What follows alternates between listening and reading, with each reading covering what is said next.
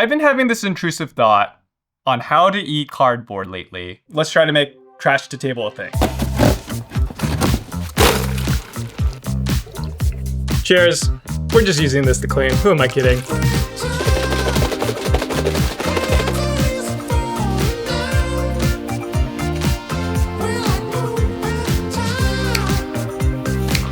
We're gonna need this.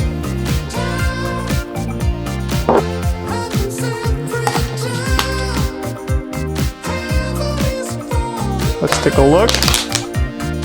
Oh! That smells horrible.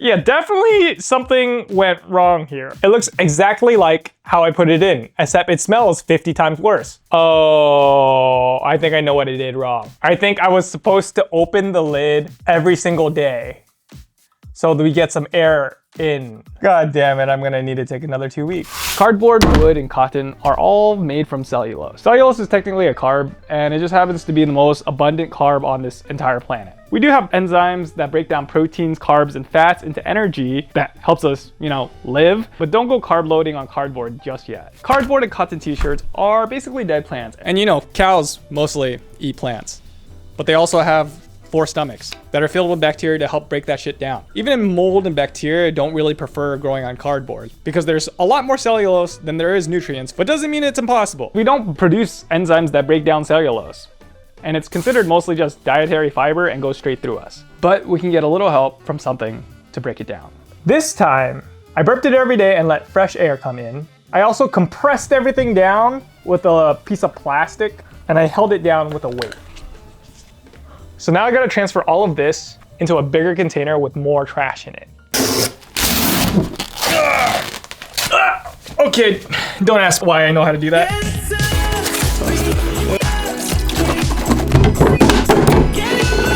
Nice. Now we're gonna layer all of the trash with the mycelium that we had.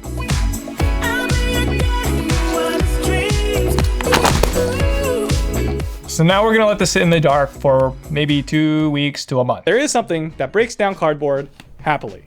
Okay, in normal people's terms,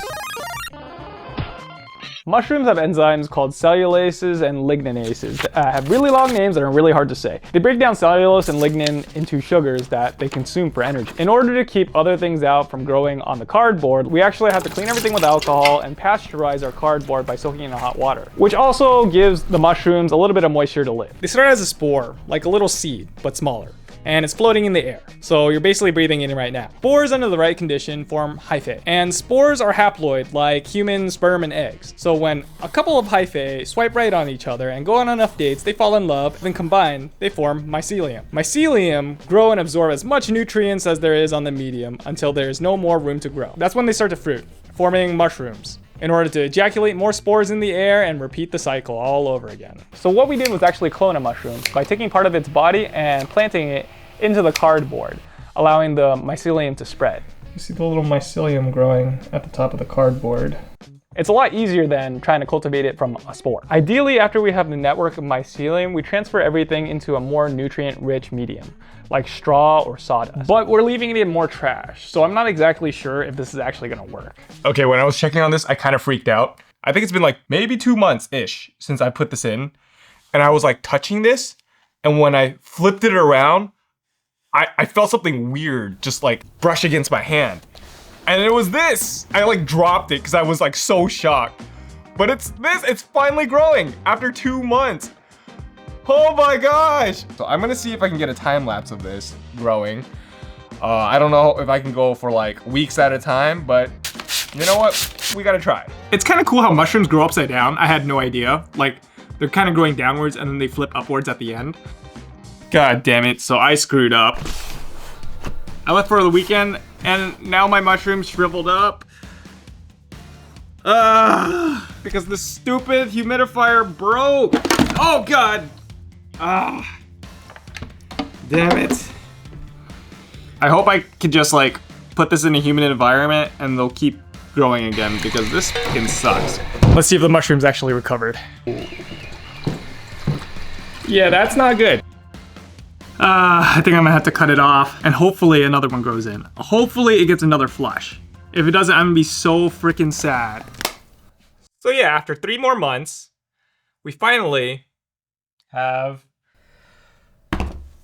a set of dead mushrooms. I think what happened was when the mushrooms started growing, I wasn't watering it enough. There were like mushrooms poking through all the holes, but then it looked like they withered away and died because they were dehydrated AF. So I caved and I bought a mushroom starter kit. Ugh. It pretty much has mycelium like it does in this bag, except it's like in a healthier substrate or it has a more nutritious substrate. So then it's more guaranteed that I'm gonna get mushrooms. I'm basically do everything again that I did for this, except using this as my mycelium source. Technically, I could restart this with some more cardboard and give it another attempt, but I think that's gonna take like another 3 months and I don't really wanna wait another 3 months. So, okay, I made 2 more. I'm 80% sure that it will work. While this grows, let's prep the other ingredients. All right, we're currently at the world's biggest toilet.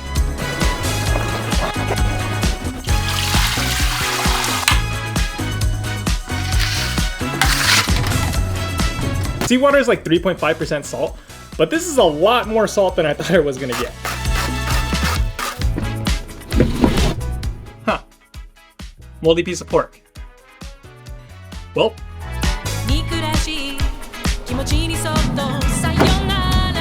After 4 hours of smoking, time to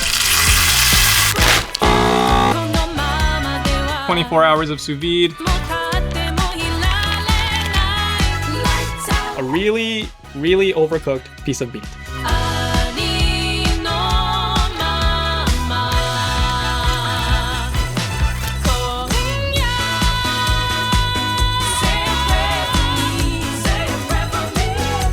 Every day I eat boneless, skinless chicken thighs, and instead of buying it like that, I buy the whole thing. So I have a lot of bones and skin.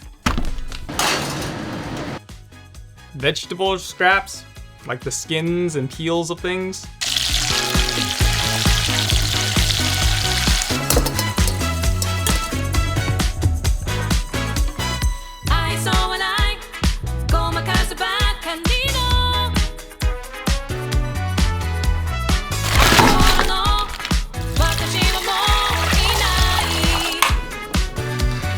And after 6 hours, we're gonna add a bunch of vegetable scraps.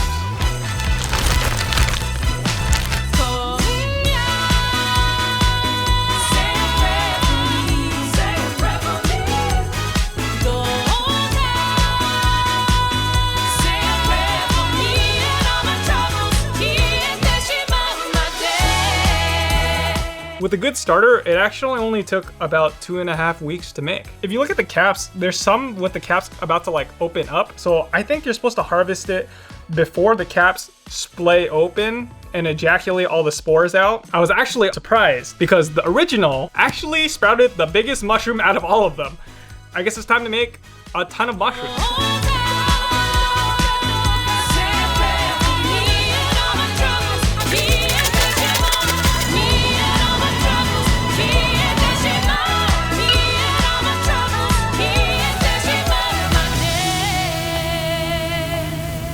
Oh my god, this garlic is so burnt. I guess I have to throw it away. There's no way I can make something that tastes good from this. Oh no. All right, last thing. Super stale piece of bread.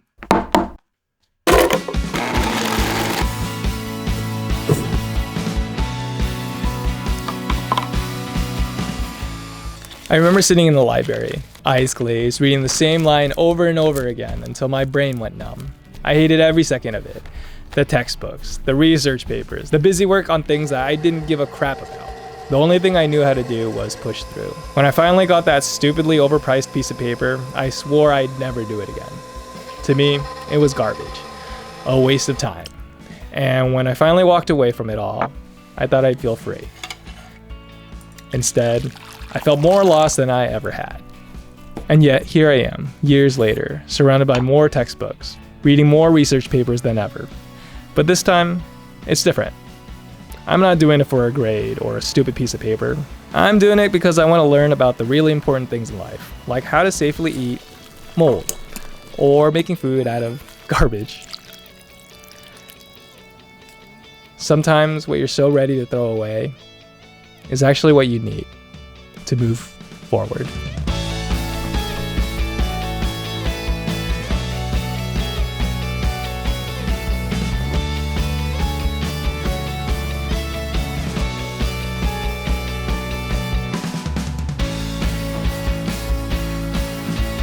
Ooh. Whoa, those noodles are actually so good. And the broth isn't bad. Wow, considering we use only garbage.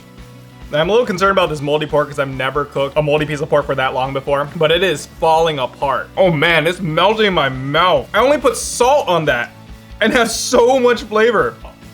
The mushrooms are the best part of the dish. It's like smoky, has a good chew on it. That burnt garlic is everything. Yeah, it's like a super garlicky, very smoky flavor to it. But that was a lot of work. Super fun though. Yeah, thanks for watching. Have a nice day.